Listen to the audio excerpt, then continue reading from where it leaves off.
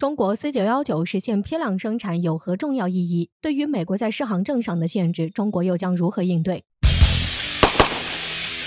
近年来，随着中国科学技术的发展，这也大大加快了中国在各个领域的发展，也让中国在许多领域都取得了巨大突破，完全不再受到美国的垄断和制裁，从而可以实现真正的独立自主，走自己的发展道路，并不断取得巨大突破。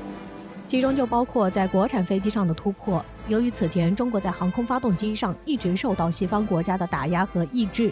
这就导致中国在飞机的制造上处于十分落后的地位，也受到了美国极大的限制。这也导致中国在飞机制造上处于劣势，受到美国等西方国家的卡脖子。但是近年来，随着中国的不懈努力和独立自主的能力不断提升，这就让中国可以不断突破美国的技术封锁和垄断，走自己独立自主的发展道路，从而让中国在航天上取得巨大的收获，并成功研制出首款国产大飞机 C919 客机。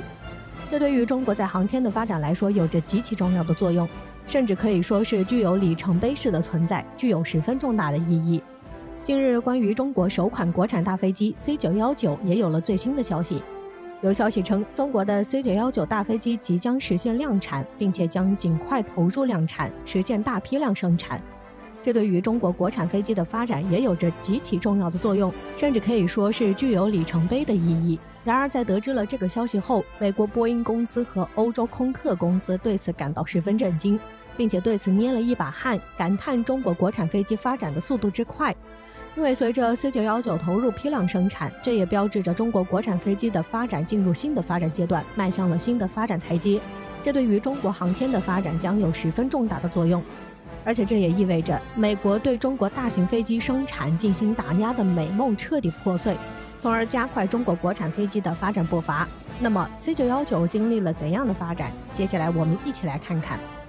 据悉 ，C919 飞机是中国首款完全按照国际先进适航标准研制的单通道大型干线客机，具有中国完全的自主知识产权。中国从设计开始到即将投产，花费了10年的时间。这也是由于中国在对大飞机的研制上缺少经验，从而导致中国在研制的过程中花了很长的时间去摸索和发现。因此，经过多年的努力探索，才研制出首款国产飞机。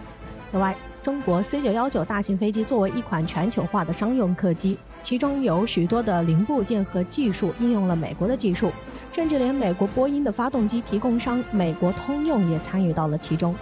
尽管 C919 使用了大量美国零部件和技术，但是其身上用的美国技术不具备垄断性，因此美国也不能对中国进行制裁，这就让中国 C919 具备了很强的主观能动性，也完全不受美国的限制，不用看美国的脸色行事，也不用像美国波音公司会因美国政府的政策而受到影响，以此可以极大节省运营成本。值得一提的是，中国 C919 作为中国首款商用飞机，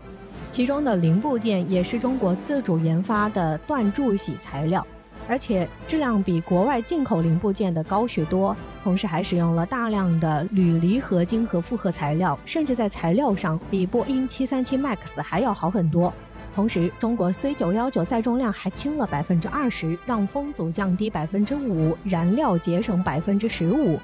可以说，中国的这架 C919 在性能上领先同级型号飞机一大截。因此，也难怪美国和欧洲国家会如此忌惮中国 C919 的发展，选择不遗余力地卡中国脖子，限制中国 C919 进入国际市场。因为此前在世界的航空市场，主要就是美国波音和欧洲空客占据了主导的地位，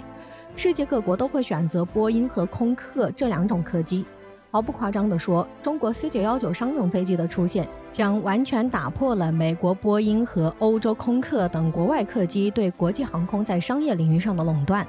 这种情况下，欧美一些国家坐不住了，开始对中国 C919 商用大飞机的各种围追堵截，企图让中国的大飞机计划夭折，并且也一直打压其他国家航空的发展，以此来使自己可以获得巨额的利润。